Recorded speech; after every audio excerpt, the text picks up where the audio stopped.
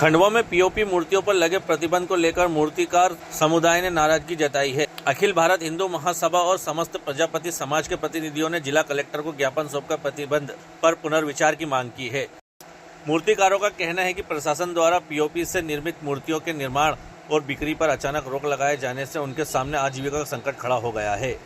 उनका कहना है कि वर्षों से वे इसी काम से जुड़े हुए हैं और अचानक प्रतिबंध लगने से आर्थिक नुकसान होने की आशंका बढ़ गई है। समाज के प्रतिनिधियों ने बताया कि मिट्टी की मूर्तियां बनाना व्यवहारिक रूप से काफी कठिन है। मिट्टी की मूर्तियों के भंडारण, परिवहन और बारिश या खराब मौसम के दौरान सुरक्षित रखने में कई समस्याएं आती है। ऐसे में केवल मिट्टी की मूर्तियां बनाने का विकल्प उनके लिए आसान नहीं है। मूर्तिकारों ने प्रशासन के सामने सुझाव रखा कि पर्यावरण संरक्षण को ध्यान में रखते हुए अस्थायी विसर्जन कुंड और मूर्ति रिसाइकलिंग प्लांट की व्यवस्था की जाए। उनका कहना है कि इससे पर्यावरण को नुकसान भी नहीं होगा और हजारों परिवारों की आजीविका भी सुरक्षित रह सकेगी। नाम जीतू दुबे है और मैं अखिल भारत हिंदू महासभा प्रदेश संगठन मंत्री, ऐसा मेरा दायित्व है। आज हम प्रजापति समाज की जो मूर्तिकार समाज है उनकी समस्या थी, जैसे कि एक आदेश अभी दिया गया कि खंडवा क्षेत्र जो है यहाँ पर पीओपी से निर्मित मूर्तियों का विक्रय और निर्माण दोनों पर प्रतिबंध रहेगा। इस संबंध में हम आए थे। समाज की कुछ समस्याएं हैं जो उनको लेके आए हैं।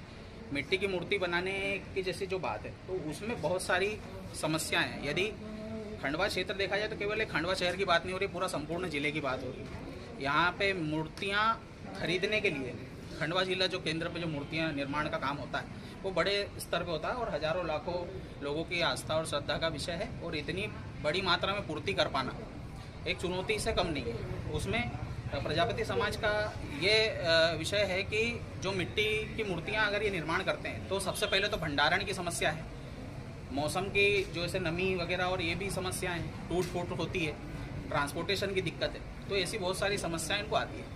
दूसरा, मिट्टी की मूर्तियों की ज़्यादा हाइट में बनाने में अपने यहाँ जो प्रजापति समाज है वो लंबे समय से पीओपी का ही काम कर रहा है, मूर्तियाँ नहीं बनाता है मिट्टी की। ऐसे में वैकल्पिक व्यवस्था कुछ होनी चाहिए। जैसे मुंबई में बड़े स्तर पे गणेश उत्सव मनाया जाता है महाराष्ट्र में, वहाँ पर सीमेंट फैक्ट्रियों को जिप्सम जैसे निकलता है इसमें से, तो महाराष्ट्र में डिस्पोज के लिए मूर्तियाँ विसर्जन के पश्चात सीमेंट फैक्ट्री को चली जाती है। इस प्रकार से एक वैकल्पिक व्यवस्था हमारे जिले में भी होनी चाहिए, या तो रिसाइकलिंग प्लांट लगाएं।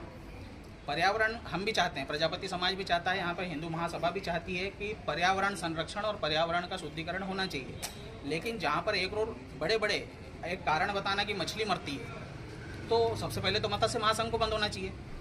ऐसे 4 बड़े गंदे नाले हमारे तीर्थ क्षेत्र में नर्मदा नदी में सीधे मिल रहे हैं, तो कई बड़े प्रदूषण जो हो रहे हैं जिससे जलचक्र प्रभावित हो रहा है, अवैध खनन जो रेत का हो रहा है, तो ऐसे बहुत सारे कारण हैं जिनसे बड़ा प्रदूषण होता है। तो केवल गणेश प्रतिमाओं पर ही प्रतिबंध क्यों, एक विषय है। हमने अपने तो बिल्कुल हम उसके लिए अपना घर सुधारने के लिए तैयार है, तो इसीलिए हमने उनको कहा कि वैकल्पिक जो व्यवस्था रहेगी, जब भी कोई मूर्ति खरीदने आएगा तो हम अपनी तरफ से बोलेंगे कि जो वैकल्पिक व्यवस्था शासन प्रशासन ने की है आप वहीं पर विसर्जन करें। हम समाज के बीच में भी इसको लेके जाएंगे और उसको काम भी करेंगे, पर्यावरण संरक्षण की दिशा में प्रशासन के साथ रहेंगे। लेकिन कोई बीच का माध्यम और कोई हल निकले, क्योंकि एकदम से आजीविका का संकट खड़ा हो रहा है समाज के सामने।